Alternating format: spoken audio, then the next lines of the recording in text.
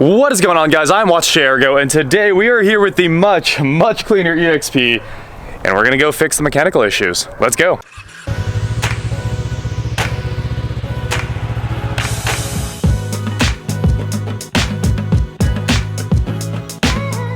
And the biggest mechanical issue is the alternator bearings are shot. So on startup, it screams and screams and screams. So I haven't been driving it a lot because I don't want my neighbors to have to deal with that in the mornings. Got a new alternator right here. We've got a new V-belt, even though I think the one on it is pretty nice and it's a Gates belt. But hey, we're just gonna swap those things out and I think we'll be good to go. And then we're gonna sort out the vacuum issues. Here's that startup so you can hear the alternator scream. Ooh, almost started on the first try. There you go. Listen to how bad that alternator whine is. It's not good. Oh. Sounds like a massive cam too, since it won't idle with the vacuum leak. But then I'll give it a little bit of throttle here, get it to 1,000 RPM and it'll clean up. Quick stop at O'Reilly's and grab a set of plugs, because it does sound like it might be misfiring a little bit, so I'm just gonna go, thanks. Go ahead and swap the plugs out while I'm in there. K2238. It's TR5, so it should be common. 6. It's somewhere. There's TR5 GP. It's gonna be up here somewhere. Here it is. 2238, back 4. That's the one, sweet. TR5's acquired. Let's get to work. And here we are. It's time to throw the alternator on. We're gonna try to fix the vacuum leaks, but just wait until I tell you what's been done to this. I know you're all worried about the head gasket failing, but I have some great news for everybody that's like, head gaskets are trash in the CVH. Of course they are. So in 2014, the timing belt did fail and the water pump went with it. So those were both replaced. And in 2015, Jared bought it, not this Jared, a different Jared. And he went through everything on this car. The battery's new, the fuel pump's new. He pulled the tank, checked it for sediment, cleaned it out, checked the fuel lines. He replaced all the exhaust valves. I think the distributor was new in 15, and all the top end seals, and he rebuilt the carburetor. So basically all the major maintenance has been done to the EXP, and today we're just gonna replace the alternator, get that belt changed, and try to sort out the vacuum leaks. I think we'll have a runner after that. That's only a little bit sketchy. You're just leaking fuel all over. Oh yeah, we're losing a little bit of fuel right there. We'll definitely get that fixed. Here's my EXP care package, alternator, serpentine belt, a bunch of vacuum hose, vacuum plugs, and some hose clamps. You need to cut the hose off. I don't think so. Just need to put the hose back on the barb. Okay, looks like we got the hoses back on the barb. Let's tighten this down real quick.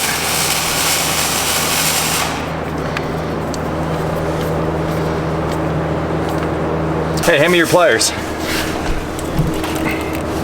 want the redneck ones or the fancies? The good ones. There we go, I got it. Oh, the redneck ones win. Got it, no problem. Man, this thing has been on here for a while. All these connectors are shot. Sure enough. Actually, you need a screwdriver to pop them off. This has push-on connectors. That sucks. That is the weirdest thing I have ever seen. Stupid Ford. That's just different. Hold on. I guess they're gonna push on. Nuts. Look at it has these caps that hook those. Right, but Right. It's not even in English at all. There's not a. Oh, there we go. I was like, where's the English version of this warning? We have factory trained technicians waiting to help. All you gotta do is call them and they show up. Like what's the commercial? State Farm. Yeah. You give this number here a call. State Farm agent shows up and changes your alternator. No big deal. It's actually Jake. Jake, he's in khakis. What are you wearing, Jake? yeah. Okay, these actually come off really easily. I'll give you that. But first, we're gonna go ahead and loosen up this bolt, which is the tensioner. There we go. Glad you just keep this breaker bar ratchet sitting around. I'm just gonna go ahead and pull all 4 spark plug wires at once and not mix them up. Change the plugs. Here's the trick: changing them all without mixing up the firing order. All right, we got my nice new spark plugs right here. Oh my gosh, they're NGK? Yeah, exactly what we need here. It's cheap. And O'Reilly's computer kept suggesting like double platinums for this car, even though that didn't even exist during these days. It's hilarious. I was like, yeah, cool, that's exactly what I don't want. Come on, they're only 15 bucks a plug. I know, versus these end up being like 150 with the discount. Joey only runs the fanciest of plugs anyway. That's why he freaks out when he sees NGKs. Champion. He's been putting Briggs & Stratton plugs or E3s from a lawnmower in his truck for years. Yep. Works every time. Get you A to B. This is not wrenching advice and should not be taken that way at any cost. All right, this does have It's just a little rich. look at that, it's got platinums in it. TR5 GP. No, that's oil. I guess it's oil. It's rich. definitely rich. So we definitely need to nail the tuning and get this vacuum issue figured out. Is that a golf tee? Yeah, it is. Nice. That's more of my vacuum issues right there. Good old golf tee. Well, we just need to go get the Fiero and we can play some golf. We got a whole car golf assortment. And let's get all the plug wires back on here. It's definitely time for a new valve cover gasket. There's oil all over the valve cover gasket. But it's not really dripping down the side of the block, so I'm not overly concerned about it. There it goes, there it goes. It corroded onto its terminal. Last bolt on the alternator, here we go. Plugs are done. We just have to get this alternator swapped out and resolve the vacuum leaks. Ford was nice enough to make it easy to get this big old long bolt out of there by not putting anything on the other side of it. Wow, this belt is shot. I thought this belt was gonna be good. Well, I mean, that could be it. Because I got it off. Yeah. Alternator. Ooh. Does not sound bad. Spin it. It feels it's so Definitely bad. It's one of the worst ones. There's shaft play all the way through the whole thing. Definitely bad. Ooh wee, no wonders. I'm excited to get this thing off. This might be OEM, it's Motorcraft. Oh yeah.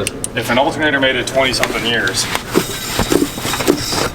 Clutch feels good. Yeah, let's get that belt off there. Let's put the guard on this one just to make it pretty. Okay. Ah, nice. Man, that comes right off. Cool. All right, and then it should be this stud right here, it looks like. Okay, we're gonna put the little fan blade guard back on so nobody gets their fingers ate up, even though I don't see it actually saving too much of anybody. But you just kind of slide that back on and then lock the spring down like that. And yeah, it actually changes pretty well. And I'll throw that nut back on and we're ready to install the alternator. And back in we go with the alternator. You do have to finagle it a little bit, get the angle right to get past this refrigerant line. And it went right in, like the easiest thing I've ever done right there. Thanks. Okay. And let's get that new serpentine belt on. Okay, now we can put this last bolt in. Slid the new alternator into the hole, got the belt on it, loosened up the tensioner down there a little bit to make it easy, and now just have to tighten this up, put this bolt back, tighten up the tensioner, should be good to go on the alternator. We've got to hook up the alternator wiring here, so we're gonna pull all these nuts off so we can use these push connectors. Sweet, thanks. Get a little bit of light in there, pop all these nuts off the studs. There they go. And the main one actually does use a nut here. It's not just a push connector. So I'm gonna put that one back on. The old alternator was original, and when we took it off, some of these old boots started breaking down because they're very, very old. So now these things are going on really well. Oh yeah. And all we need to do is tighten down the main output stud. Okay, let's test this out. Here comes the good part. Hopefully no more squeals.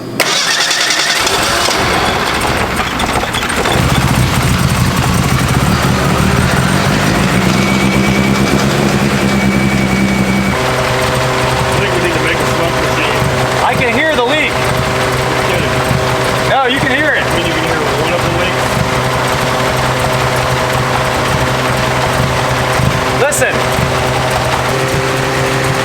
It's a very big leak. Yeah. New alternator looks great with that new belt in there.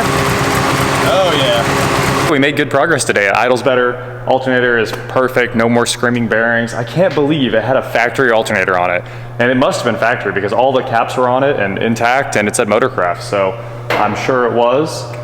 We tried to sort out some of the vacuum leaks, capped one of the lines, and we can still hear a huge leak back behind the engine. But I need a stethoscope or a smoke machine to resolve that. And then coming inside, one of the last few things we have to resolve here, I still need to paint the trim, that's on the list.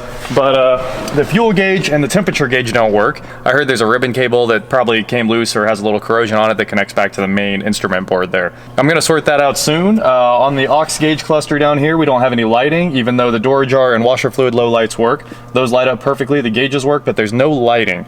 So I did try swapping the bulbs out and putting LEDs in there already. No luck. And I also want to fix the clock. So I'll probably have to pull that out and try to loosen up those switches. Maybe put some contact cleaner in there, get them working again. They probably have little springs on them and the springs are pretty shot. So I'll get that resolved. It also has a stopwatch. That was a cool feature too. I think E-Time is your stopwatch feature there. And that is it for today, guys. Please like, share, subscribe, do whatever you want to do, and I will talk to you next time. Oh, that looks cool. I need that. Yeah, I like all that blinker fluid sitting up there. Yeah, how much blinker fluid do you buy a year? Well, you gotta, if you're using it right, you gotta use a gallon a year. Okay. So that's how that works. I didn't know it had a, like I knew it was definitely a thing and there were like intervals for changing it. Fill it up at least once a month. Once a month? Once a week if you don't want your blinkers just... If you don't run your blinkers or if you do? No, if you use them a lot, you gotta change them. Yeah, it makes sense you would have to fill it up more. If you don't use them, then you probably go 2 months. If you guys... This is getting way too serious. If you ever need a blinker fluid reference to send to somebody to trick them, just send them that. That's perfect. Those guys on YouTube said it's a real thing.